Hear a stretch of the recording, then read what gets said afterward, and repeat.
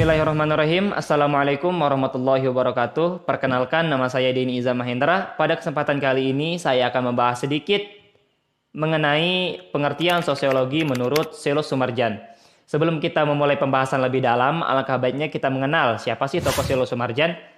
Profesor Dr. Selo Sumarjan dikenal di kalangan akademik bahkan masyarakat Indonesia sebagai Bapak Sosiologi Indonesia. Beliau lahir di Yogyakarta pada tanggal 23 Mei 1945.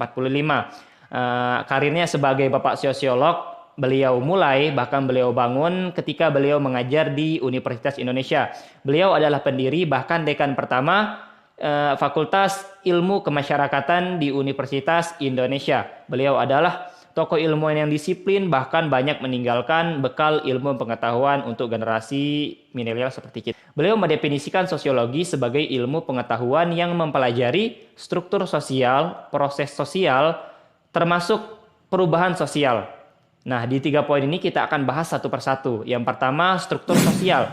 Kita mungkin pernah mengikuti, bahkan kerap mengikuti anggota tertentu. Kita mengikuti perkumpulan tertentu dalam arti kita memiliki tujuan yang sama, kita memiliki latar belakang yang sama dengan anggota-anggota yang lain. Tapi apakah kita bisa memastikan kelompok kita dengan kelompok yang lain memiliki tujuan dan latar belakang yang sama dengan kelompok kita? Tentu tidak. Setiap kelompok memiliki latar belakang dan tujuan yang berbeda-beda. Dari perbedaan tersebut, itulah bibit dari terbentuknya struktur sosial di tengah-tengah kehidupan bermasyarakat. Struktur sosial dapat kita artikan sebagai pola hubungan sosial antara manusia, individu, atau kelompok dalam masyarakat. Kenapa sih masyarakat harus berkelompok-kelompok, harus dikelompokkan? Bukan maksud untuk membeda-bedakan, akan tetapi kelompok sosial, struktur sosial ini dibagi berdasarkan peran, hak, dan kewajiban yang saling melengkapi satu sama lain. Sehingga struktur sosial tersebut dapat memperoleh integritas sosial, dapat mempermudah integritas sosial, penyesuaian unsur-unsur yang berbeda dalam kehidupan masyarakat demi terciptanya masyarakat yang serasi. Adapun beberapa fungsi dari struktur sosial. Yang pertama adalah untuk pengawasan sosial dari terjadinya pelanggaran-pelanggaran norma. Yang kedua sebagai identitas sosial yang menjadi karakteristik kita sebagai anggota dengan kelompok yang lain. Yang selanjutnya sebagai menanamkan disiplin sosial pada kelompok. Menanamkan disiplin sosial pada kelompok yang melahirkan kesadaran bersikap yang mencerminkan kelompok masyarakatnya. Struktur sosial dibagi menjadi dua garis besar secara klasifikasinya. Yang pertama adalah stratifikasi pembagian secara vertikal yang merupakan sistem pelapisan masyarakat atau ukuran yang bisa digunakan untuk menentukan stratifikasi sosial seperti kekayaan, jabatan, pendidikan, bahkan ilmu pengetahuan. Terus yang selanjutnya adalah diferensi. Diferensi di sini adalah pembagian secara horizontal, yaitu ditandai dengan perbedaan sederajat seperti agama, ras, suku, tradisi, dan lain-lain. Selain struktur sosial, sosiologi juga mempelajari proses sosial.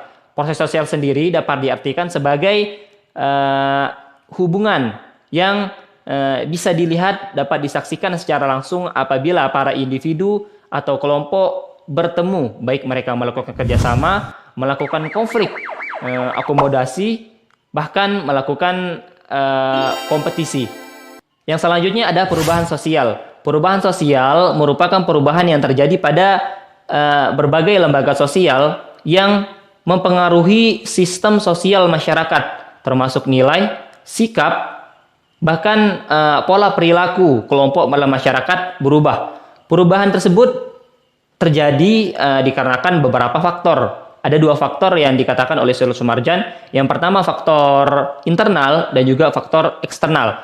Faktor internal yang pertama yang menyebabkan terjadinya perubahan sosial adalah perubahan jumlah penduduk.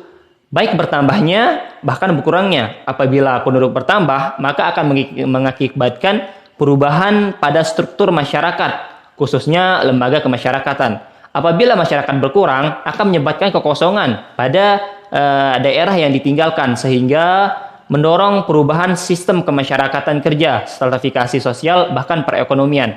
Yang kedua, penyebab terjadinya perubahan sosial secara internal adalah penemuan inovasi baru yang menyebabkan masyarakat atau kebudayaan semakin dinamis. Dari zaman ke zaman akan terus berkembang. Yang ketiga adalah konflik yang dapat menyebabkan kekacauan, dapat menyebabkan kematian, serta situasi politik yang tidak stabil. Yang keempat, pemberontakan yang dapat menuntut keluarnya sistem dan sistem kekuasaan yang berbeda. Kemudian ada faktor eksternal. Faktor eksternal di sini ada beberapa contoh. Pertama adalah lingkungan yang berubah, yang mendorong masyarakat untuk selalu beradaptasi dan menyesuaikan diri sesuai dengan perubahan alam. Yang kedua, peperangan, yang mana pihak yang kalah harus menerima kebudayaan pihak yang menang.